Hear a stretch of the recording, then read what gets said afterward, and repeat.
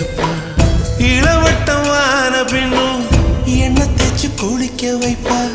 உச்சி முதல் பாதம் வர உச்சி கொட்டி மகிழ்ந்திடுவா நெஞ்சிலே நடக்க வைப்பா நிலாவ பிடிக்க வைப்பா பிஞ்சு விரல் நகம் கடிப்பா பிள்ளையச்சில் சோறு தின்பா பல்லு முளைக்க நெல்லு முனையா மெல்ல மெல்ல தான் கீறி விடுவா பல்லு முளைக்க நெல்லு முனையா